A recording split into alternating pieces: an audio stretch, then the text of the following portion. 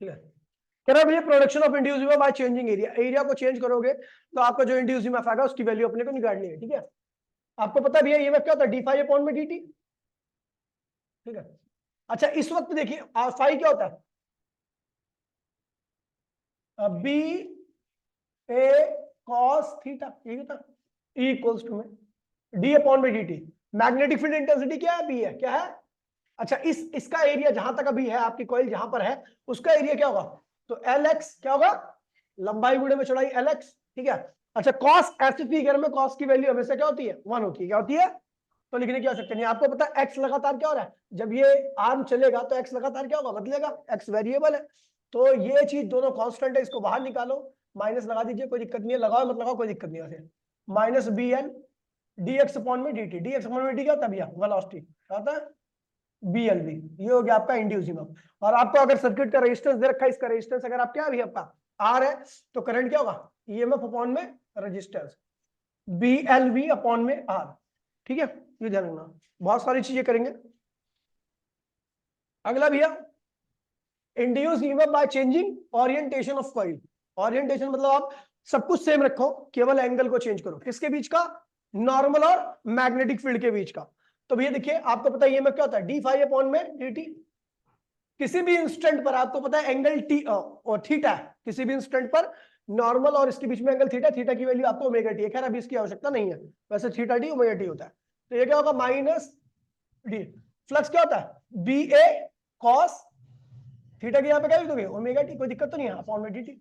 अपने को पता हम चेंज क्या कर रहे हैं, थीटा चेंज कर रहे हैं, एंगल चेंज कर रहे हैं, मतलब ये वाली चीज क्या है, वेरिएबल है, ये चीज क्या है, बाकी सब चीज क्या है, कॉन्स्टेंट है। बी बाहर ए बाहर है ना, अंदर क्या बचेगा, डी अपॉन में D T cos omega T. Chain rule इस्तेमाल करो, इसको मान लो एज्यूम कर लो टी, क्या एज्यूम कर लो, तो कॉस टी का डिफरेंशिएशन क्या होता है, माइनस साइन टी, क्या होता है, माइनस बी ए, इसका क्या हो गया, माइनस साइन, और ये जो लिखा हो ना उसको एज इट इज लिख दो, लेकिन उसको एक बार और डिफरेंशिएट कर दो तो क्या होगा, डी अपॉन में डी टी ओमेगा टी। कोई दिक्कत तो नहीं भैया।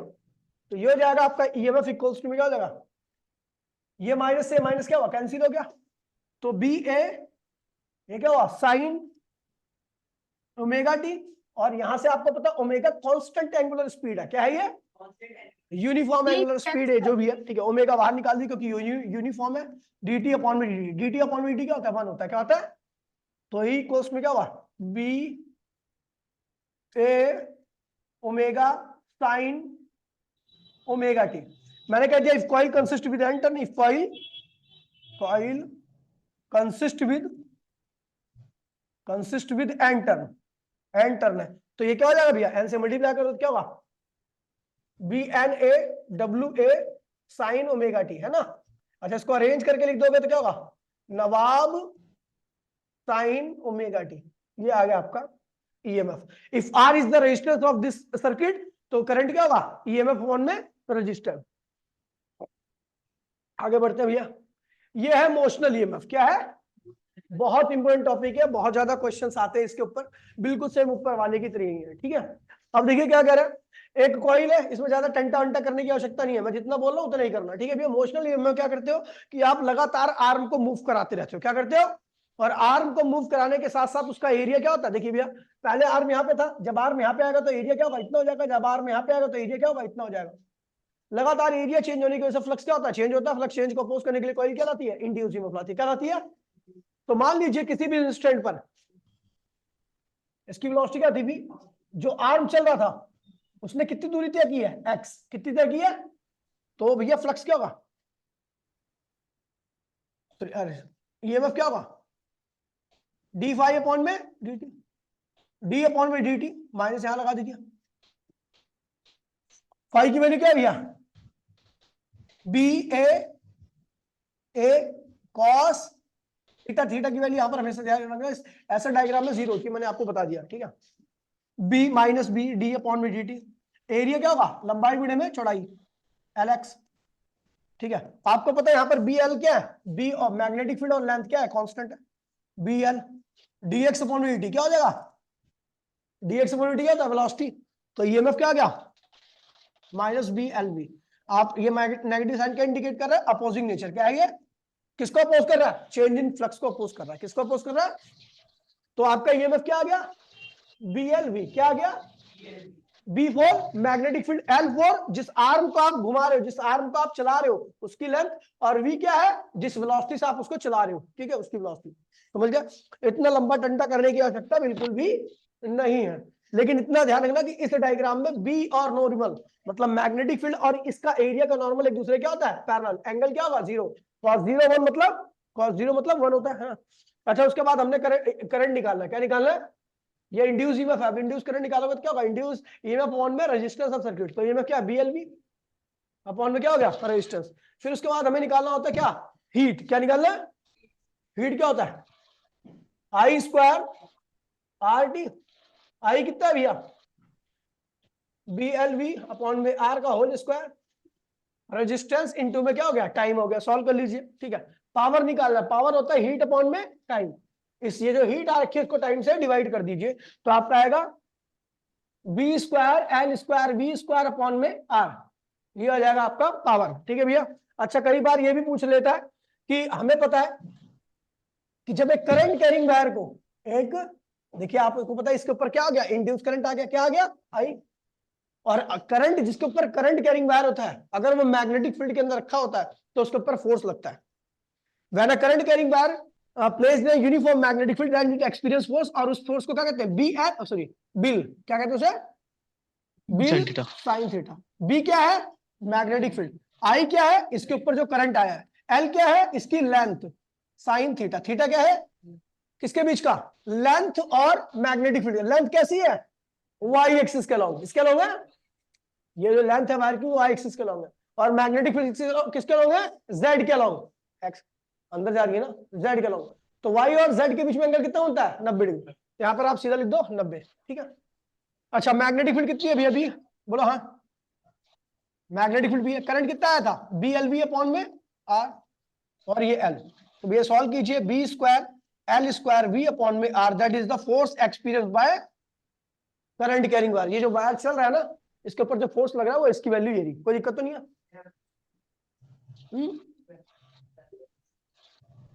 दिक्कत है। ये क्या भेज रही है?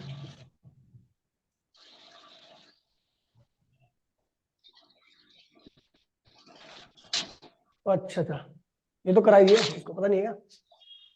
चलो आगे बढ़ते हैं। पी पावर हो गया है ना। डायरेक्शन ऑफ मोशनल ईएमएफ, ठीक है भैया। डायरेक्शन ऑफ मोशनल ईएमएफ, या कभी भी आपको इंड्यूस ईएमएफ की डायरेक्शन देनी हो, इंड्यूस करंट की डायरेक्शन देनी हो, तो इन सब का इस्तेमाल मत करना। केवल किसका इस्तेमाल करना? लेंस लो का। किसका इस्तेमाल करना? फ्लक्स बढ़ेगा तो कॉइल मैग्नेट को या मैग्नेटिक फील्ड को क्या करेगी? रिपेल करेगी, ठीक है। और फ्लक्स घटेगा तो कॉइल मैग्नेट को या मैग्नेटिक फील्ड को क्या करेगी? अट्रैक्ट करेगी। बस ये ध्यान रखना। उसके बाद आप किसी भी के हिसाब से दे सकते हो। ये देखिए, यहां पे देखिए, ये आर्म अंदर जा रहा है। आर्म मैग्नेटिक फील्ड लाइन ऊपर से इसके आर्म के एंट्री मारनी है, इस कॉइल के अंदर से एंट्री मारनी है। तो जब ये अंदर जाएगा तो उसका फ्लक्स क्या होगा? बढ़ेगा। बढ़ेगा तो ये ऊपर से एंट्री मार रही है, तो ऊपर से एंट्री को क्या करना पड़ेगा? रोकना पड़ेगा। अगर ऊपर से मैग्नेटिक फील्ड लाइन अंदर की तरफ आ रही है, रोकने के लिए कौन सी पोलैरिटी आएगी? यहाँ पर नॉर्थ। क्या आएगी? तो इसके ऊपर कौन सा करंट आएगा? Anti clockwise. क्या आएगा? अब ये अंदर चला गया और बहुत टाइम तक अंदर रहा। अंदर रहा तो भैया कोई भी फ्लक्स चेंज नहीं हो रहा। फ्लक्स चेंज होगा तो इंड्यूस ईएमएफ की वैल्यू क्या होगी? 0। इंड्यूस करंट भी क्या होगा? 0 होगा। लेकिन जब ये बाहर निकलने लगा तो फ्लक्स कम होने लगा। एंट्री कहां से हो रही थी? ऊपर से। तो ऊपर कौन सी पोलैरिटी आएगी? कम, क्योंकि मैग्नेटिक फील्ड लाइन कम है। बाहर निकल रहा तो मैग्नेटिक फील्ड लाइन ऊपर से क्या हो रही है? कम हो रही है। कम हो रही है तो ऊपर से खींचना पड़ेगा। खींचने के लिए कौन सी पोलैरिटी चाहिए? साउथ। ऊपर साउथ पोलैरिटी आएगी तो करंट क्या जाएगा? क्लॉकवाइज। क्या आएगा? समझ नहीं आ रहा, बिल्कुल नहीं समझ आ रहा। देखिए logic behind the induce EMF, किस लिए इंड्यूस ईएमएफ आता है इस केस में, ठीक है। आपने देखा इंड्यूस ईएमएफ आया, लेकिन जब एक रॉड चलती है मैग्नेटिक फील्ड के अंदर, तो वो क्यों मैग्नेटिक फील्ड में चलने से उसके अंदर ऐसा होता क्या है कि जो वहां पर क्या आता है? इंड्यूस ईएमएफ आता है। क्या आता है? देखिए बड़ा सिंपल सा लॉजिक है, ज्यादा कुछ दिमाग लगाने की आवश्यकता नहीं है। जब आप रोड को मूव कराते हो, मान लीजिए ऐसे मूव करा रहे हो, ध्यान दीजिए, तो रोड के ऊपर कौन फ्री है? इलेक्ट्रॉन्स। क्या है? आप जितनी वेलोसिटी से रॉड को मूव करा रहे हो, उसके रॉड के ऊपर जो भी इलेक्ट्रॉन है उतनी वेलोसिटी से वो भी चल रहे हैं। रॉड की भी वेलोसिटी भी है, उनके इलेक्ट्रॉन्स की भी वेलोसिटी क्या भी है? और जब इलेक्ट्रॉन जो होता है वो मैग्नेटिक फील्ड के अंदर चलता है, इलेक्ट्रॉन चार्ज ही तो है, जब इलेक्ट्रॉन यानी चार्ज जब मैग्नेटिक फील्ड के अंदर चलता है तो उसके ऊपर एक फोर्स लगता है जिसे हम कहते हैं B Q V sine theta. क्या कहते हैं उसे? बी क्या है? Magnetic field. क्यू क्या है? चार्ज। और वी क्या है? वेलोसिटी। और थीटा क्या है? Angle between magnetic field and velocity. अच्छा, मैग्नेटिक फील्ड किसके अलोंग है? जेड के अलोंग। यहां पर क्या है? बोर्ड के अंदर है, ठीक है।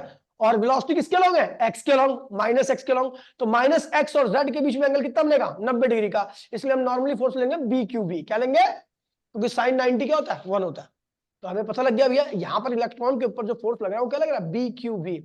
और जब भी ये ध्यान रखना, इलेक्ट्रॉन के ऊपर फोर्स निकालना हो तो हम किसका, कौन से रूल का इस्तेमाल करते हैं? फ्लेमिंग लेफ्ट हैंड रूल या राइट हैंड पाम रूल। ये ध्यान रखना, राइट हैंड पाम रूल और लेफ्ट हैंड रूल जो होता है वो फोर्स की डायरेक्शन देते हैं पॉजिटिव चार्ज के लिए। अगर आपको नेगेटिव चार्ज की बात करनी है तो फोर्स की डायरेक्शन हमेशा क्या लेनी है? उल्टी। जैसे से थंब आपका ऊपर जा रहा है पॉजिटिव चार्ज के लिए, तो नेगेटिव चार्ज के लिए क्या होगा? नीचे हो जाएगा।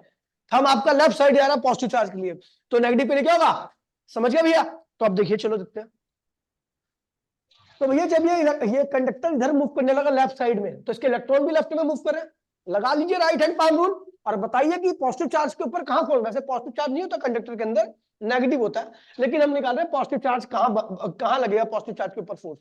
तो भैया अपने अंगूठे को रखो, सीधे हाथ के अंगूठे को रखो लेफ्ट साइड में। कहा रखो? ऐसा सब सारे बच्चे अपने अंगूठे को, अपने राइट हैंड पाम रूल को ऐसा ओपन करो, एकदम स्ट्रेच करो। पाम रूल आपको याद है ना? ऐसे पाम रूल में ऐसे करना होता है। ये अंगूठा है, ये आपकी उंगलियां है, ठीक है। ये अंगूठे को लेफ्ट में रखना, ठीक है। रख दिया लेफ्ट में, लेफ्ट में रख दिया। ओके ब्रोस, मैग्नेटिक फील्ड कहां है? अंदर। तो इन अंदर की तरफ है तो उंगलियों को मैग्नेटिक फील्ड की डायरेक्शन देना। अंदर क्या? उंगलियों को अंदर की तरफ कर दो, अंगूठा लेफ्ट साइड में कर दो। आपकी हथेली कहां आ रही है? नीचे की तरफ आ रही होगी। कहां आ रही होगी? नीचे की तरफ आ रही होगी। ये किसके लिए है? पॉजिटिव के लिए। किसके लिए है? लेकिन हम जानते भी है यहाँ पर तो इलेक्ट्रॉन है, तो इलेक्ट्रॉन पे कहां लगेगा फोर्स? ऊपर की तरफ। तो इलेक्ट्रॉन पे फोर्स लगेगा ऊपर की तरफ। यार तू भी गधा ही है क्या? ये चेक कर रहा मुझे। मैग्नेट देखिए, लेफ्ट हैंड रूल है, thumb force, first finger magnetic field, और मिडिल फिंगर क्या होगा? वेलोसिटी, ठीक है। लेकिन पॉजिटिव चार्ज की वेलोसिटी। किसकी वेलोसिटी? ठीक है। तो भाई देखिए मैग्नेटिक फील्ड क्या है? फर्स्ट फिंगर अंदर, समझे? वेलोसिटी इधर है, तो फोर्स कहां लग रहा है? नीचे। किसके लिए? पॉजिटिव चार्ज के लिए। तो नेगेटिव के लिए कहां लग रहा? बे यार मोटी बुद्धि है क्या?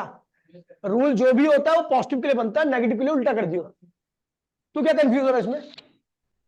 चुप। इलेक्ट्रॉन पे कहां लग रहा है? ऊपर की तरफ फोर्स लग रहा है। कहां लग रहा है?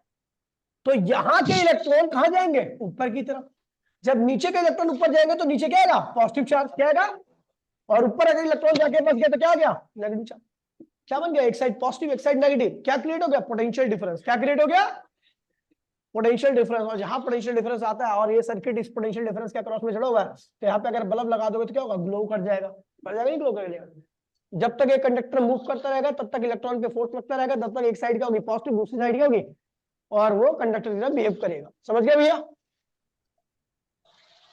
अब देखिए, लेकिन जैसे इलेक्ट्रॉन यहाँ पे जाके बसते हैं तो इधर नेगेटिव आता है, इधर क्या आता है? पॉजिटिव आता है। तो यहाँ पे एक चीज और सेटअप होती है, इलेक्ट्रिक फील्ड। क्या सेटअप हो जाती है? मैग्नेटिक फोर्स की ही डायरेक्शन में इलेक्ट्रिक फील्ड सेटअप होती है। और इलेक्ट्रिक फील्ड का काम होता है इलेक्ट्रॉन को नीचे खींचना। कहां खींचना? तो भैया मैग्नेटिक फोर्स ऊपर ले आ रहा है, इलेक्ट्रिक फील्ड क्या कर रही है? इनको नीचे खींच रही है। दोनों फोर्स अगर बराबर रहेंगे, इलेक्ट्रिक फील्ड नीचे तो फोर्स लगा रही है और मैग्नेटिक फोर्स जो हमारे चलने की वजह से लग रहा है, दोनों बराबर, तो इलेक्ट्रॉन यहीं पे रहेगा और कोई पॉजिटिव और नेगेटिव पोलैरिटी नहीं आएगी। ठीक है। और अगर मान लीजिए आपका इलेक्ट्रिक फील्ड ज्यादा फोर्स लगा रही नीचे और मैग्नेटिक फोर्स कम है, तो भी कोई पोलैरिटी नहीं आएगी। जो साइड नेगेटिव है वो नेगेटिव रहेगी, जो साइड सॉरी जो जीरो ही चार्ज रहेगा। लेकिन जैसे ही आपने तेजी से मूव कराना चालू किया, वैसे क्या होगा? मैग्नेटिक फोर्स की वैल्यू बढ़ जाएगी, इलेक्ट्रिक फोर्स की वैल्यू क्या होगी? कम होगी। इलेक्ट्रॉन यहाँ पे जाने लगेंगे और यहाँ पे क्या आएगा? ये लिखवा रखा मैंने सारा, ठीक है। ये चीज ध्यान रखना।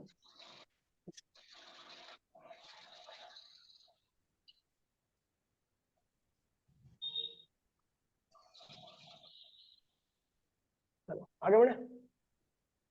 सेल्फ इंडक्शन बहुत इंपॉर्टेंट टॉपिक है भैया, बहुत इंपॉर्टेंट टॉपिक है, समझ लो इस चैप्टर से यही सबसे ज्यादा मेन है। सेल्फ इंडक्शन क्या होता है, क्या होता है रोशन?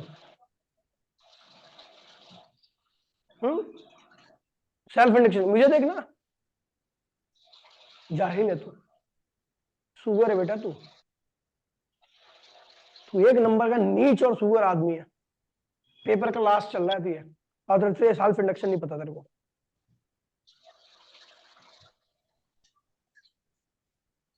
ये क्यों हो रहा है पता तुझे? चलो भैया देखिए, सेल्फ इंडक्शन क्या होता है? एक कॉइल लीजिए, कॉइल मतलब सॉलिनॉइड, क्या लीजिए?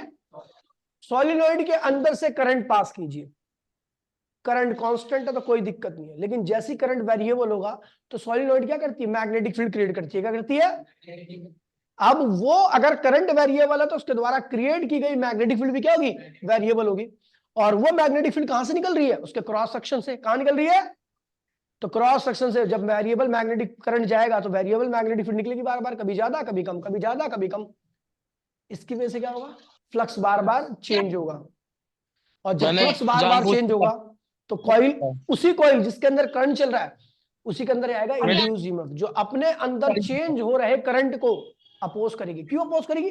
क्योंकि वो करंट ही है जिसकी वजह से उसका फ्लक्स क्या हो रहा है? चेंज हो रहा है। तो इसीलिए वो सीधा किस पे वार करेगी? करंट पे, ताकि करंट चेंज होना बंद हो जाए। इसी को क्या कहते हैं भैया? Self induction. क्या कहते हैं इसे? दोबारा सुनिए, एक कॉइल जिसके अंदर वेरिएबल करंट फ्लो कर रहा है उसके अंदर वेरिएबल मैग्नेटिक फील्ड आएगी, और वो मैग्नेटिक फील्ड उसी कॉइल का फ्लक्स क्या करेगी? बार बार चेंज करेगी, और उस चेंज को अपोज करने के लिए कॉइल खुद से क्या लाती है भैया? इंड्यूस ईएमएफ, जो उस कॉइल के अंदर हो रहे फ्लक्स के चेंज को या करंट के चेंज को क्या करती है? अपोज करती है। कॉइल की इस प्रॉपर्टी को हम क्या कहते हैं भैया? Self induction. क्या कहते हैं इसे? Self induction. समझ गए? अब देखिए भैया, ये सेल्फ इंडक्शन इस बात पे डिपेंड करता है, चलो खैर अभी देखिए। तो भैया ये देखिए, मान लीजिए आपके एक फ्लक्स है, फ्लक्स स्क्वायर जो कॉइल है ये रेक्टेंगुलर, ये सॉरी सॉलिनॉइड है, इसके थ्रू जो फ्लक्स होगा किसके डायरेक्टली प्रोपोर्शनल होगा? करंट के। क्योंकि करंट बढ़ेगा तो मैग्नेटिक फील्ड बढ़ेगी तो फ्लक्स, करंट घटेगा तो मैग्नेटिक फील्ड घटेगी तो फ्लक्स, करंट पॉजिटिव रहेगा तो फ्लक्स क्या रहेगा? पॉजिटिव, करंट नेगेटिव तो फ्लक्स। समझ गए? समझ गए? तो कार्य किसके डायरेक्टली प्रोपोर्शनल है? करंट के। फाई इक्वल्स में यहाँ पे प्रोपोर्शनलिटी कांस्टेंट आता है जिसको हम कहते हैं एल। यही क्या है? सेल्फ इंडक्शन है। तो एल की वैल्यू क्या होगी? फाई अपॉन में आई। सेल्फ इंडक्शन का फॉर्मूला होता है। फाई क्या है? फ्लक्स। अगर मेरे को कई बार आता है सॉलिनॉइड का सेल्फ इंडक्शन निकालना, तो वे कैसे निकालेंगे? तो इसके अंदर कुल टर्म कितनी है? एन। इसके अंदर कितनी मैग्नेटिक फील्ड आ रही है? बी। इसका एरिया कितना है? ए। और नॉर्मल और मैग्नेटिक फील्ड दोनों की डायरेक्शन क्या सेम, इसलिए कॉस की वैल्यू क्या होगी? 1। कॉस की वैल्यू क्या होगी? 1, क्योंकि नॉर्मल और मैग्नेटिक फील्ड दोनों की डायरेक्शन क्या सेम है, तो कॉस 0 क्या होता है? 1 ही होता है। ठीक है, चलो भैया तो आप निकालते हो फ्लक्स क्या होगा? बना कॉस थीटा अपॉन में क्या हो गया? करंट। बना बोला हाँ। बी क्या है? Magnetic field. किसकी वजह से? सॉलिनॉइड की वजह से। सॉलिनॉइड की मैग्नेटिक फील्ड का फॉर्मूला क्या था? Mu naught N I. N क्या है? Number of turn per unit length. ये बी हो गया। एन क्या है? Total number of turn. A क्या है? Area of coil. कॉस की वैल्यू क्या होगी? 1। आई, आई से आई क्या होगा? कट मर गया, तो क्या होगा? L equals to mu naught, small N क्या होता है? कैपिटल एन अपॉन में एल, याद है? स्मॉल ये एन इंटू में ए, ये mu naught N square A upon में क्या हो गया? एल। ये हो गया अब ये सेल्फ इंडक्शन ऑफ सॉलिनॉइड का सेल्फ इंडक्शन। दोबारा सुन लीजिए, सेल्फ इंडक्शन क्या है? कॉइल की प्रॉपर्टी, जब कॉइल के अंदर से वेरिएबल करंट पास होगा तो उसके द्वारा बनाई गई मैग्नेटिक फील्ड वेरिएबल होगी, और वेरिएबल मैग्नेटिक फील्ड से उसी कॉइल का बार बार फ्लक्स होगा, चेंज होगा। उस फ्लक्स के चेंज को अपोज करने के लिए कॉइल खुद से क्या लाती है? खुद को अपोज करती है। इसी प्रॉपर्टी को हम कहते हैं सेल्फ इंडक्शन कहते हैं, और that is the self induction of solenoid. 3 number का क्वेश्चन है, ध्यान रखना। ठीक है, अब देखिए सुन लीजिए, नोट्स देखने बस आपको, थोड़े से नोट्स भी देख लोगे, वीडियो भी देखो ना, फिर काम चल जाएगा। जैसे देखो, पहले मैग्नेटिक फील्ड बढ़ रही है, क्या हो रही है? फ्लक्स भी क्या हो रहा है? बढ़ रहा है। ईएमएफ क्या करेगा? उसको अपोज करेगा। क्या करेगा? ई माइनस क्यों लिख दिया भाई? ईएमएफ है वो, इलेक्ट्रॉन नहीं हो। ईएमएफ क्या करेगा? अपोज करेगा। फिर क्या होगा? करंट, सॉरी, जब करंट बढ़ रहा है, जब करंट घटेगा, जब करंट, यार खटिया खड़ी कर देता हूं। देखो भैया, पहले करंट बढ़ रहा था, सोलिनॉइड की मैग्नेटिक फील्ड बढ़ रही थी, इसकी वजह से फ्लक्स क्या हो रहा था, बढ़ रहा था। ईएमएफ जो आएगा वो फ्लक्स के बढ़ने से क्या करेगा, रोकेगा। समझ गया। दूसरे केस में करंट क्या होगा, घटेगा। क्या होगा, मैग्नेटिक फील्ड फ्लक्स इस बार ये क्या करेगा, फेवर करेगा। क्या करेगा, फेवर करेगा। फ्लक्स का मतलब नहीं तू कम मत हो भाई, तू कम होगा तो फ्लक्स चेंज हो जाएगा। ठीक है, तो यानी क्या हुआ, जो फ्लक्स है वो किसके टाइप की है, केवल बताया ऐसे आपको पेज है, मैंने। वो नहीं है, क्या नाम है, हाँ?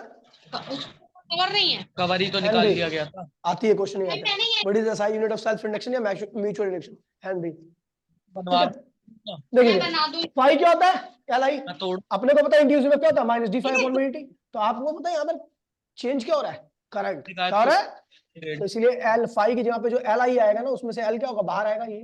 तो ये that is the support value of रहेगा, वरना मैं कुछ भी नहीं। Induced EMF. ठीक है, समझ गया। जैसे आई कांस्टेंट कर दो, इस डीसी करंट के लिए आई की वैल्यू क्या होती है, की जगह रख दे, constant। तो उस केस में इंड्यूस्ड ईएमएफ भी क्या होगा, डाल के constant दूसरे आएगा। क्योंकि आई कांस्टेंट रहेगा पे तो भी कांस्टेंट का आ रहा डिफरेंस हूँ। आएगा 0। तो ईएमएफ भी क्या हो जाएगा, 0 हो जाएगा। समझ गया। और अगर आपको इंड्यूस करंट निकालना है इसके अंदर, तो ईएमएफ अपॉन में क्या होगा, कॉइल का रेजिस्टेंस ही आ जाएगा। कोई दिक्कत नहीं है। मम्मी संभाल के रखी थी, निकाल के ऐसी फेंक देखो ये जो चीजें क्या लिखवाई पता है ना थी, मैंने, ये पक्का पढ़ लेना, संभाल के ये बहुत मेन होता है। ठीक है, क्वेश्चन कंसेप्चुअल वगैरह करने में भाई बहुत काम माइक आता बंद कर ले। है। जिस कॉइल का सेल्फ इंडक्शन जितना ज्यादा होगा, वो फ्लक्स के चेंज को उतना ज्यादा अपोज करेगी। कमजोर कॉइल जिसका सेल्फ इंडक्शन कम है, यानी जिसके अंदर सेल्फ इंडक्शन का फॉर्मूला देख ही लिया, किन किन फैक्टर पे डिपेंड कर रहा है उस पर भी देख लिया। तो जब सेल्फ इंडक्शन ज्यादा होगा तो कॉइल ज्यादा अपोज करेगी, जब सेल्फ इंडक्शन कम होगा तो कम अपोज करेगी। ना तो बढ़ने को ना घटने को, दो बढ़ने और घटने दोनों को। ठीक है, तो देखिए सेल्फ इंडक्शन ऑफ सॉलिनॉइड करा दिया मैंने अभी आपको। फिर है factor on which the self induction depend, तो बताया था भैया, फॉर्मूला देख लीजिए, ये देख लीजिए। ठीक है, ये मैंने बता रखा है क्यों कैसे होता है, देखो कितना अच्छा लिख रखा है, इसे पढ़ लेना भाई। एन स्क्वायर बढ़ाओगे तो आपको पता है, एन बढ़ने पर मैग्नेटिक फील्ड क्या होती है, बढ़ती है। फ्लक्स क्या होगा, चेंज भी बढ़ेगा, और फ्लक्स का चेंज बढ़ेगा तो उसको अपोज करने के लिए इंड्यूस में भी क्या होगा, और जब इंड्यूस ईएमएफ ज्यादा आएगा, अपोजिशन क्या होगी, ज्यादा होगी, तो जाहिर सी बात है सेल्फ इंडक्शन क्या होगा, ज्यादा। बताना जो अपोज ज्यादा करेगा उसको सेल्फ इंडक्शन। बिल्कुल सेम नीचे वाले फैक्टर भी है। अब आता है भैया म्यूचुअल इंडक्शन। क्या आता है भैया, अच्छा SI unit of self induction is Henry. क्या होगी, और जो सेल्फ इंडक्शन की एसआई यूनिट होती है वो हेनरी होती है आपकी। ठीक है, अब आता है म्यूचुअल इंडक्शन। अब पता क्या होता है इसमें, म्यूचुअल इंडक्शन में एक कॉइल है। ठीक है, कॉइल के अंदर क्या है, वेरिएबल करंट है। क्या है, तो वेरिएबल मैग्नेटिक फील्ड आएगी, और वेरिएबल मैग्नेटिक फील्ड से उसका फ्लक्स क्या होगा, बार बार चेंज होगा, और कॉइल उस फ्लक्स के चेंज को क्या करेगी, अपोज करेगी। इसे कहते हैं सेल्फ इंडक्शन। क्या कहते हैं इसे, लेकिन पड़ोस में भी एक कॉइल रखी हुई है, चुपचाप पड़ी हुई है, लेकिन वो मैग्नेटिक फील्ड, पहली कॉइल की मैग्नेटिक फील्ड दूसरी कॉइल को क्या कर रही है, आके डिस्टर्ब कर रही है। जब पहली कॉइल का करंट बढ़ रहा है, उसकी मैग्नेटिक फील्ड बढ़ रही है, तो दूसरी कॉइल का भी फ्लक्स क्या हो रहा है, बढ़ रहा होगा, फ्लक्स चेंज हो रहा है ना उसका। जब पहली कॉइल का करंट घट रहा होगा, उसकी मैग्नेटिक फील्ड घट रही होगी, तो दूसरी कॉइल का फ्लक्स क्या हो रहा होगा, कम हो रहा होगा। तो पहली कॉइल के अंदर चेंज हो रहा है करंट का, लेकिन फ्लक्स किसका चेंज हो रहा है, दूसरी कॉइल का, पड़ोसी का। ठीक है, तो दूसरी कॉइल भी क्या करेगी, इस फ्लक्स के चेंज को क्या करेगी, अपोज करेगी। जब फ्लक्स बढ़ेगा मेरे तो लिए उसको भी तो अपोज करेगी, और जब फ्लक्स घटेगा, फ्लक्स कब बढ़ेगा, फ्लक्स जब बढ़ेगा, जब करंट बढ़ेगा। पहली कॉइल के अंदर करंट बढ़ेगा तो दूसरी कॉइल का फ्लक्स भी क्या होगा, बढ़ेगा। जब पहली कॉइल के अंदर करंट घटेगा तो फ्लक्स भी क्या होगा, घटेगा। समझ गया। तो यहाँ पर दूसरी कॉइल जिसके अंदर करंट नहीं फ्लो कर रहा, लेकिन वो भी क्या कर रही है, दूसरे वाले के अंदर जो भी करंट बदलाव हो रहा है उसकी वजह से, जो भी उसकी मैग्नेटिक फील्ड बदलाव हो रहा है, उसका जो दूसरी कॉइल का जो फ्लक्स उसकी वजह से जो चेंज हो रहा है उसको अपोज करेगी। कॉइल की इस प्रॉपर्टी को हम क्या कहते हैं भैया, म्यूचुअल इंडक्शन। क्या कहते हैं इसे, इसकी भी एसआई यूनिट क्या होती है, हेनरी होती है। क्या होती है, अब ये ध्यान रखना।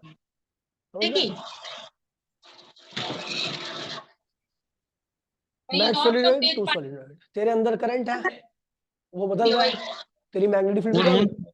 यदि तेरी मैग्नेटिक फील्ड के अंडर में मैं भी हूं, तो मेरा फ्लक्स भी क्या होगा, चेंज होगा अपने आप ही।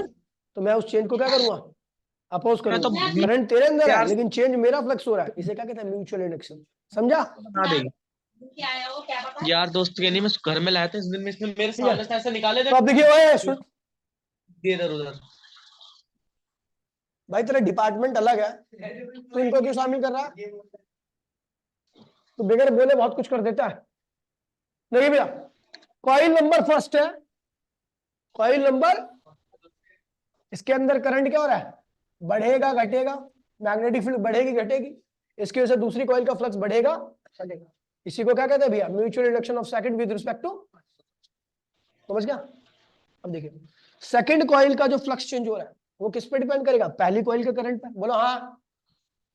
अब यहां पर प्रोपोर्शनलिटी साइन डालने के लिए हमने क्या लिखा दिया, M21। ये क्या बता रहा है, ये proportional mutual induction of second with respect to first, ये होगा M12 होगा mutual induction of first due to, ये जब होगा जब दूसरी कॉइल पहली कॉइल का फ्लक्स चेंज होगा, और ये क्या होगा 21 mutual induction of second with respect to, ये कब होगा जब दूसरी कॉइल का फ्लक्स चेंज होगा, ये कब होगा जब पहली कॉइल का फ्लक्स चेंज होगा, ये कब होगा जब दूसरी कॉइल का फ्लक्स चेंज होगा। समझ गए भैया। तो भाई लोग यहां पर किसका फ्लक्स चेंज हो रहा है, पहले लिखा हुआ है, किसके करंट पे डिपेंड कर रहा है, तो अगर दूसरी कॉइल का फ्लक्स चेंज हो रहा है तो म्यूचुअल इंडक्शन भी किसका होगा, दूसरी का, किसकी वजह से, पहले की। तो भैया एम ये क्या हुआ, mutual induction of second with respect to first, वो किसके बराबर होगा, फ्लक्स इन सेकंड अपॉन में करंट इन, ठीक है। अब देखिए केस सेकंड, अच्छा यहाँ पर अगर आपको ईएमएफ निकालना दूसरे के अंदर, ईएमएफ निकालना तो क्या करो, उसका फ्लक्स का चेंज कर दो, कि फ्लक्स की वैल्यू क्या रखी है ये, तो इसको आपको पता है ये चीज तो कांस्टेंट होती है, बाहर निकाल दो di1 अपॉन में dt, समझ गया भैया, करंट भी आप यहाँ से निकाल सकते हो, कर लोगे। अच्छा देखिए केस सेकंड में हमने क्या किया, यहाँ का करंट घट बढ़ रहा है, यहाँ की मैग्नेटिक फील्ड घटेगी बढ़ेगी, उसकी वजह से यहाँ का फ्लक्स क्या होगा, पहली कॉइल का फ्लक्स चेंज होगा घटेगा बढ़ेगा, समझ गए। म्यूचुअल इंडक्शन किसका हो रहा है, एक का, कौन किसकी वजह से, दो की वजह से। तो बाय ऑब्जर्वेशन देखा गया भैया क्या,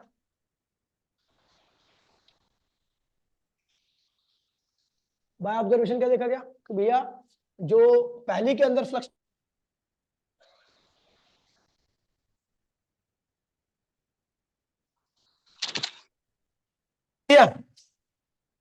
तो कह रहा है भैया जो पहली के अंदर फ्लक्स का चेंज हो रहा है वो किस पे डिपेंड कर रहा है, दूसरी करंट, यानी म्यूचुअल इंडक्शन किसका हो रहा है, पहली का, तो M12 की वैल्यू निकाल दो, कोई दिक्कत नहीं। और यहाँ पर आप इंड्यूस ईएमएफ की वैल्यू पहली के अंदर निकाल सकते हो ऐसे करके, और पहली के अंदर करंट भी निकाल सकते हो, ठीक है भैया। अब देखिए म्यूचुअल इंडक्शन किस पे डिपेंड करता है, रिलेटिव पोजीशन किस पे डिपेंड करता है, यदि आप दो कॉइल को इस तरीके से रख दो तो आप देखोगे कि इन दोनों का म्यूचुअल इंडक्शन अलग तरीके से होगा, दो कॉइल को इस तरीके से रख दोगे तो म्यूचुअल इंडक्शन क्या होगा, अलग तरीके से होगा, और दो कॉइल को एक दूसरे को ऊपर ओवरलैप करके रख दो तो म्यूचुअल इंडक्शन सब इस तरीके से होगा, अलग तरीके से होगा। एक बात ध्यान में, सबसे ज्यादा म्यूचुअल इंडक्शन यहाँ पर होगा, उसके बाद यहाँ पर होगा, और सबसे कम क्या होगा, यहाँ पर होगा, समझ गए भैया। चलो एक क्वेश्चन आता है, मैं गारंटी दे रहा हूँ 100% की ये क्वेश्चन आपके बोर्ड में ऐसे मिलेगा आपको, ठीक है, बोर्ड के पेपर में मिलेगा 5 नंबर का, मैं इसकी गारंटी लेता हूँ, और बताओ, ठीक है। देखिए भैया बड़ा आसान है, आपको ये शो करना है कि दो पेयर ऑफ कॉइल है, दो पेयर ऑफ, ठीक है, ये शो करना है कि एक का म्यूचुअल इंडक्शन दूसरे के म्यूचुअल इंडक्शन क्या होता है, बराबर होता है। अब मान लीजिए, देखिए सुनिए, हम किसका म्यूचुअल इंडक्शन कर रहे हैं, पहली का, तो फ्लक्स भी किसका चेंज हो रहा होगा, पहली का, लेकिन करंट किसमें होगा, दूसरी में। हम किसका म्यूचुअल इंडक्शन कर रहे हैं, दूसरी का, फ्लक्स चेंज हो होगा दूसरी का, करंट किसके अंदर होगा, पहले के लिए, समझ गया। फ्लक्स क्या होता है, मैग्नेटिक फील्ड, फ्लक्स किसका चेंज हो रहा है, पहली का, फ्लक्स किसका चेंज हो रहा है, पहली का, तो मैग्नेटिक फील्ड किसकी होगी, दूसरी की। नंबर ऑफ टर्न किसका होगा, क्योंकि जिसका चेंज हो रहा है उसी की नंबर ऑफ टर्न लेते हैं, तो पहली का, पहली का। एरिया दोनों का कॉमन ही है, ठीक है, एंगल की बात नहीं होती यहाँ पर, ठीक है, अपॉन में I2, ठीक है।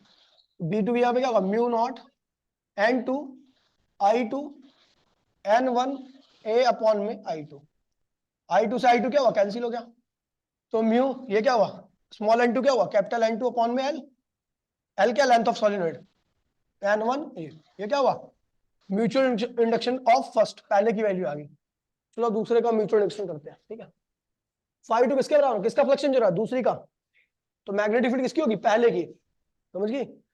एरिया किसका होगा, सेम ही है। नंबर ऑफ टर्न किसकी है, देखिए फ्लक्स किसका चेंज हो रहा है, दूसरे का, जिसका फ्लक्स चेंज हो रहा है उसी के टर्न लेनी है आपको, एंगल की बात नहीं होगी, I1, ये क्या होगा, mu naught small n1 A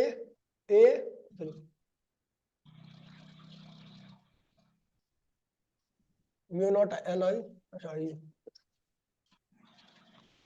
ये मैग्नेटिक फील्ड की value mu naught N1 I1, area A, number of turn क्या है n2 अपॉन में क्या i1, i1 से i1 क्या होगा cancel, mu naught n1 upon में l हो जाएगा ये क्या होगा n2 और ये क्या होगा ये हो गया दूसरी कॉइल का। आप देख रहे हो पहली और दूसरी का म्यूचुअल डिस्टेंस क्या रहा है, सेम आ रहा है।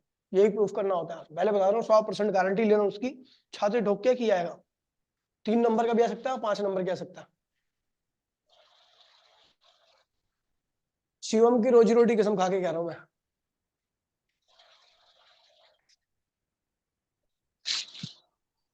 खत्म हो गया क्या? तो ट्रांसफार्मर किसमें बे? अच्छा ट्रांसफार्मर जनरेटर दोनों उसमें है। तो भैया कल से ऐसे स्टार्ट करेंगे, आज के लिए इतना ही, टाटा बाय बाय, जय हिंद जय भारत। कल से ऐसे स्टार्ट होगा भाई।